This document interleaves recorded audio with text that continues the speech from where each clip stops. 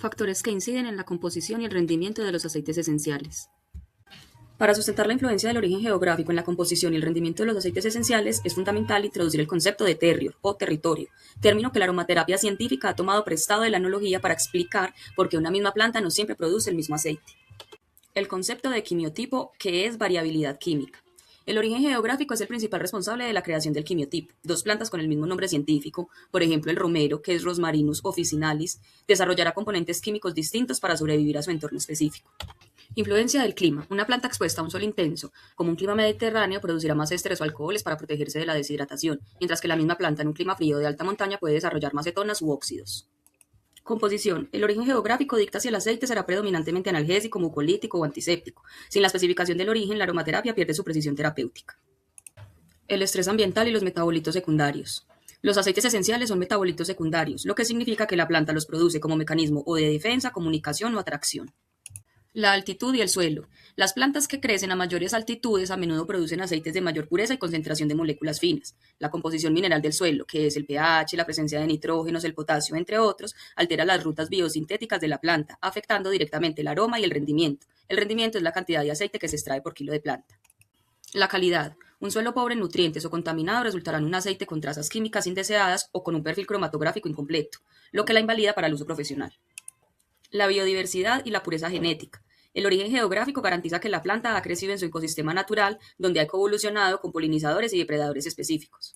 La respuesta inmune. Una planta nativa tiene un sistema inmune mucho más robusto que una cultivada artificialmente fuera de su zona. Esto se traduce en un aceite esencial, con una energía y una complejidad molecular que las fragancias sintéticas jamás podrán replicar, ya que los laboratorios solo imitan la molécula mayoritaria, pero ignoran las cientos de trazas moleculares que otorga el beneficio terapéutico. En conclusión, el origen geográfico no es solo una ubicación, son las indicaciones que la naturaleza le entrega a la planta para que ésta sintetice su aceite. En lo profesional, utilizar un aceite sin conocer su origen geográfico es como usar una medicina sin conocer ni la dosis ni la pureza. Desde mi punto de vista, el método de cultivo no es solo una cuestión de técnicas agrícolas, sino que es el factor determinante de la pureza química y la integridad vibracional del aceite esencial. Mientras que la industria sintética busca estandarizar un aroma en un laboratorio, el cultivo natural gestiona la complejidad biológica de la planta. A continuación, expongo los puntos que para mí son claves para ver cómo el método de cultivo interfiere en la calidad. Cultivo orgánico o biológico versus el cultivo convencional. En el cultivo convencional se usan pesticidas, herbicidas y fertilizantes sintéticos, lo que tiene un efecto directo y negativo en el aceite esencial. En los cultivos convencionales también encontramos la contaminación por bioacumulación.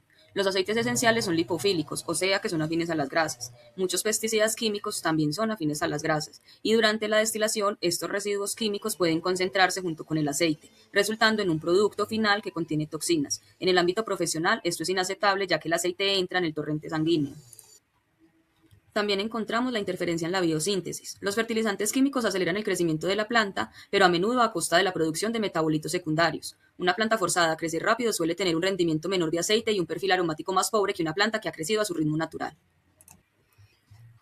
Yo llamo al cultivo silvestre la cúspide de la calidad, porque desde mi perspectiva el aceite de plantas de recolección silvestre suele ser de mayor calidad terapéutica. El aceite esencial es de mayor calidad gracias a su resiliencia química. Una planta que crece en estado silvestre debe luchar contra plagas, sequías y competencia. Para sobrevivir, sintetiza una gama más amplia y compleja de moléculas defensivas. Esto crea un aceite con una riqueza molecular que el cultivo controlado rara vez iguala. También considero que es de mayor calidad gracias al equilibrio natural. Al crecer en su ecosistema, la planta mantiene la proporción exacta de componentes químicos diseñados por la naturaleza, lo que garantiza una mayor eficacia y menores efectos secundarios. También es indispensable la técnica de cosecha y el momento óptico. El método de cultivo incluye cómo y cuándo se trata la tierra y la planta. El estrés hídrico controlado. En algunos cultivos de plantas aromáticas, como el de la lavanda, por ejemplo, se reduce el riego justo antes de la cosecha. Este estrés, que induce a la planta a producir más esencia como mecanismo de supervivencia, mejora el rendimiento. La cosecha mecánica versus la manual. La cosecha mecánica a gran escala puede dañar las glándulas de aceite antes de la destilación o mezclar otras hierbas que contaminen el quimiotipo del aceite. El cultivo artesanal, también llamado manual, asegura que solo la parte correcta de la planta, como las flores, las hojas o las raíces, entren al alambique. En conclusión, el método de cultivo actúa como la educación de la planta. Un cultivo respetuoso y natural permite que la planta exprese todo su potencial genético, En cambio, en un cultivo saturado de químicos, produce una planta estresada que ofrece un aceite esencial químicamente incompleto o contaminado, lo cual anula cualquier propósito terapéutico serio. No es casualidad que algunas plantas produzcan un aceite esencial con características especiales cuando son recolectadas en determinadas horas del día y en un momento específico. Esta variación responde a la fisiología rítmica de la planta. Las plantas son laboratorios químicos vivos que ajustan su producción de metabolitos según el ciclo circadiano y su ciclo vital para maximizar sus posibilidades de supervivencia. El ciclo circadiano y la fotoprosperidad. La planta regula la síntesis de su esencia según la posición del sol y la temperatura. Evaporación preventiva. Muchas plantas producen sus aceites más volátiles durante la madrugada y las primeras horas de la mañana. Esto lo hacen para que cuando el sol alcance su punto máximo, el aceite actúe como una pantalla térmica o para evitar que el aroma se pierda por el calor excesivo. Atracción de polinizadores. Algunas especies como el jazmín o la dama de noche aumentan su producción de ésteres, o sea, de moléculas aromáticas, al atardecer o durante la noche, para atraer insectos nocturnos. Si se recolectan al mediodía, el rendimiento y la fragancia son significativamente menores. En el estado fenológico, que es el momento de desarrollo, la planta prioriza la fabricación de químicos según su etapa de vida. La prefloración versus la floración. En especies como la lavanda o la menta, el pico de concentración de aceites ocurre justo cuando los botones florales están a punto de abrirse. En ese momento, la energía de la planta está concentrada en los órganos reproductores. Si se recolecta muy temprano, o sea, en la etapa vegetativa, o muy tarde, cuando ya hay semilla, la composición química cambia drásticamente. Por ejemplo, pueden aparecer más cetonas en lugar de alcoholes. La madurez de los frutos. En el caso de los cítricos, la calidad del aceite esencial, que es extraído de la cáscara, varía si el fruto está verde o maduro, alterando la proporción de limonenos y otros aldehídos. La evaporación de fracciones ligeras. Si una planta se recolecta a las horas de mayor calor, o sea, al mediodía, las notas de salida, que son las moléculas más pequeñas y volátiles como los monoterpenos, se evaporan directamente de las glándulas secretoras de la planta hacia la atmósfera. En consecuencia, el aceite resultante de una recolección tardía será pesado, con un perfil aromático incompleto y una menor potencia terapéutica, ya que habrá perdido sus componentes más dinámicos y refrescantes. En conclusión, la planta produce aceite esencial con características especiales en momentos específicos porque su metabolismo es dinámico. La recolección oportuna busca capturar la fotografía química más rica y equilibrada de la planta. Profesionalmente, recolectar fuera de estas ventanas de tiempo significa obtener un producto químicamente deficiente, lo que explica por qué los aceites de alta calidad son más costosos, requieren de una logística de cosecha exacta y experta. Para explicar la evolución olfativa de un aceite esencial, que es su aroma a través del tiempo, debemos entrar en el terreno de la cinética de evaporación. No todas las moléculas de un aceite esencial salen del frasco al mismo tiempo, lo hacen en un orden dictado por su estructura química. El factor clave de la evolución olfativa es la volatilidad. La volatilidad es la tendencia de una sustancia a pasar a estado gaseoso. En los aceites esenciales, esto depende de dos propiedades químicas, que a continuación muestro. Primero es el peso molecular. Las moléculas pequeñas y ligeras, como los monoterpenos, escapan primero, y las moléculas grandes y pesadas, como los esquiterpenos, tardan horas o días en evaporarse. Y segundo es el punto de ebullición. Aunque no estemos hirviendo el aceite, cada componente tiene un punto de ebullición teórico que determina su presión de vapor. A mayor presión de vapor, más rápido llega el aroma a nuestra nariz. Continuamos con la clasificación por notas, que es la pirámide olfativa. La química divide los aceites en tres categorías de evolución según su velocidad de evaporación. Primero son las notas de salida, también llamadas notas de cabeza. En la química predominan los monoterpenos, o sea, los limonenos, los pinenos, entre otros. En las características están que son moléculas muy pequeñas, altamente volátiles. En la evolución es el primer impacto olfativo, pero dura apenas entre 15 y 30 minutos. Un ejemplo de estos es el limón, la naranja o la bergamota. Después tenemos las notas de cuerpo, también llamadas corazón. En su química predominan los alcoholes terpénicos, los aldehídos y los ésteres como el linalol. En sus características podemos ver que sus moléculas son de peso medio. Son el alma del aceite, pues porque le dan las características terapéuticas principales. En su evolución, vemos que aparecen cuando la nota de salida se disipa y dura entre 2 y 4 horas. De ejemplo tenemos como la lavanda, el geranio y el romero.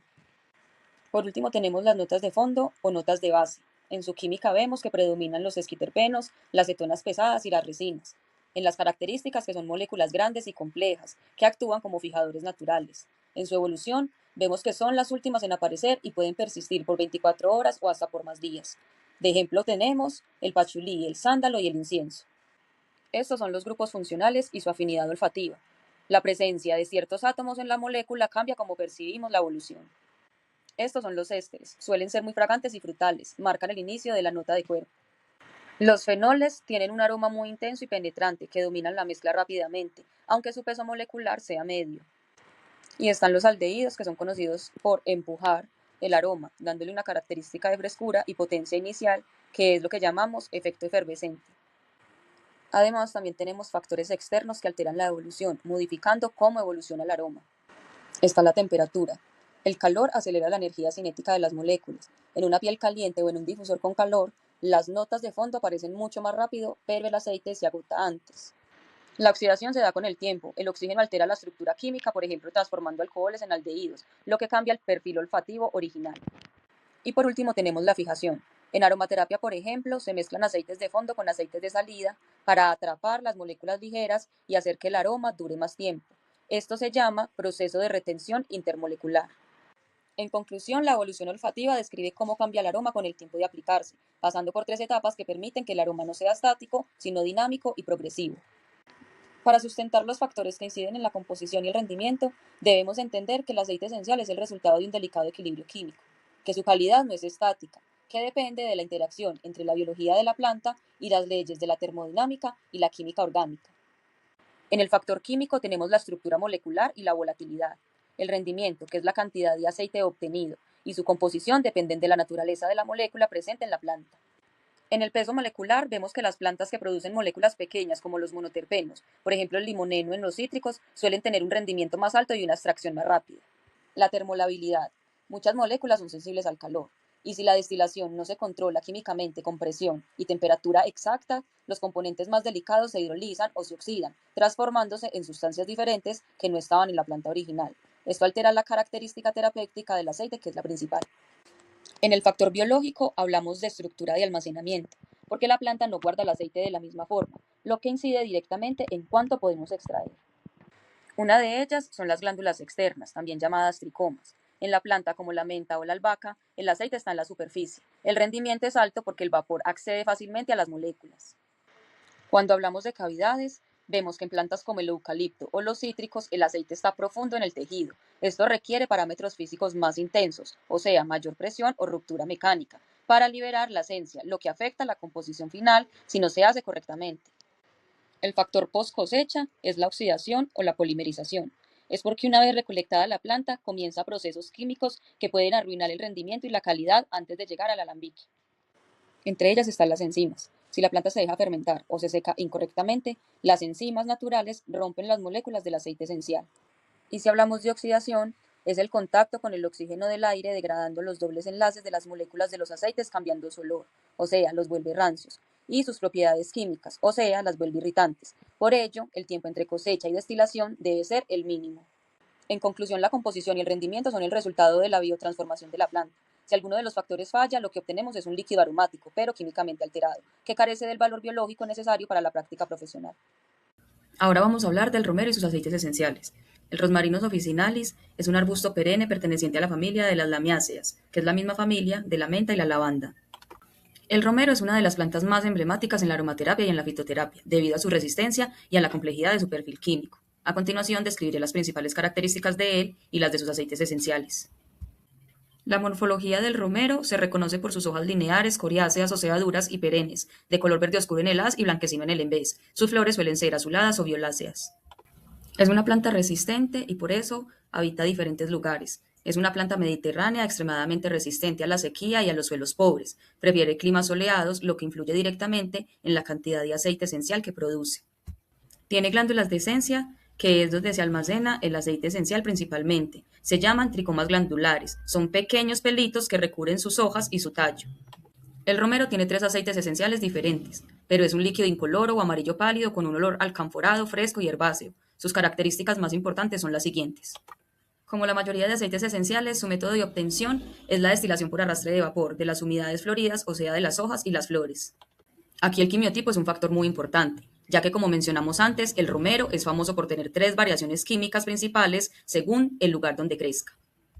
El aceite esencial de romero, quimiotipo cineol, es excelente para el sistema respiratorio, es expectorante. Aquí podemos ver su pirámide olfativa.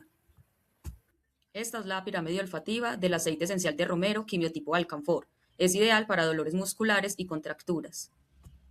Y aquí podemos observar la pirámide olfativa del aceite esencial de romero quimiotipo verbenona. Es utilizado también para la regeneración hepática y el cuidado de la piel.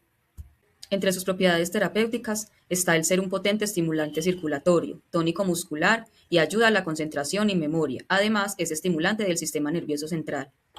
Mientras vemos el mapa sinóptico de la planta de romero, les puedo contar que sus componentes principales son el 1,8-cineol, el alcanfor y el alfa-pineno, y que para hablar del rendimiento debemos saber que se necesitan aproximadamente de 50 a 100 kilogramos de planta fresca para obtener 1 kilogramo de aceite esencial puro. Además, no es recomendado en personas con hipertensión o epilepsia debido al alcanfor. Con esto podemos ver que el romero es el ejemplo perfecto de influencia geográfica, ya que, por ejemplo, el que crece en Marruecos suele ser rico en cineol, mientras que el que crece en España suele ser más rico en alcanfor. La aromaterapia no es una disciplina nueva, aunque su nombre y su sistematización científica sí lo son, pero para argumentarlo debemos distinguir entre la práctica ancestral y el término moderno. Se dice que es de uso ancestral porque hace milenios civilizaciones como la egipcia, la china, la india y la griega utilizaban plantas aromáticas para ritos religiosos, para medicina y para cosmética. Los egipcios, por ejemplo, dominaban la maceración y utilizaban resinas como el incienso y la mirra por sus propiedades antisépticas. El origen del término aromaterapia fue acuñado en 1928 por el químico francés René-Maurice Gattefossé. Él descubrió accidentalmente las propiedades curativas del aceite esencial de lavanda después de usarlo al quemarse la mano en su laboratorio. Lo que hoy conocemos como aromaterapia es una evolución que integra la sabiduría botánica antigua con la química orgánica moderna, permitiendo así identificar moléculas específicas y sus efectos en el sistema nervioso y en el organismo. La aromaterapia ofrece ventajas y beneficios multidimensionales, debido a que actúa tanto por inhalación, o sea que llega al sistema límbico, como por vía tópica, que es la absorción cutánea. Hablando de sus propiedades, para la regulación del sistema nervioso es altamente efectivo, pues ayuda a reducir niveles de cortisol generados por el estrés y la ansiedad, y a mejorar trastornos del sueño, ya que los aromas llegan directamente al centro emocional del cerebro. Las propiedades antimicrobianas las tienen muchos aceites esenciales, como el de árbol de té o el de tomillo, por ejemplo, y poseen también potentes efectos antibacterianos, fúngicos y virales, sin generar la resistencia que producen algunos antibióticos sintéticos. Como apoyo en el manejo del dolor por sus propiedades analgésicas y antiinflamatorias, sirven en caso de dolores musculares, articulares y migrañas, especialmente aceites como el de la menta o de la gaulteria. Y el que estamos practicando en los últimos años con más auge es el enfoque holístico, que a diferencia de la medicina convencional, trata al individuo de forma integral en búsqueda del equilibrio entre el bienestar físico y el emocional. A pesar de ser natural, natural no significa inocuo o que no haga daño, pues la alta concentración de los aceites esenciales conlleva riesgos si no se utiliza con conocimiento. La toxicidad y la neurotoxicidad existen en aceites con altas concentraciones de cetonas, como por ejemplo el de salvia, que puede ser neurotóxico y está prohibido en mujeres embarazadas, niños y personas con epilepsia. Al hablar de dermocausticidad, debemos tener en cuenta principalmente que algunos aceites como el de canela, el de clavos y el de orégano contienen fenoles que pueden causar quemaduras químicas graves si se aplican directamente sobre la piel sin una dilución adecuada en un aceite portador, o sea, en un aceite vegetal. Y si mencionamos la fotosensibilidad, es porque los aceites esenciales de cítricos como el limón, la bergamota o el de naranja contienen furanocumarinas que si se aplican en la piel y se exponen al sol pueden causar manchas permanentes o quemaduras solares severas. Algunos aceites esenciales pueden potenciar o inhibir el efecto de medicamentos. Por ejemplo, el aceite de gaulteria actúa como un anticoagulante y no debe usarse si el paciente ya toma medicación para tratar el sistema circulatorio. En conclusión, la clave de la aromaterapia profesional es la dilución y el quimiotipo, que nunca debe ingerirse un aceite esencial sin supervisión médica y además siempre se debe realizar una prueba de parche antes del uso tópico. Muchas gracias, mi nombre es Lina Marcela Motato Ramírez y esto fue para el curso de aceites esenciales, extracción, usos y aplicaciones.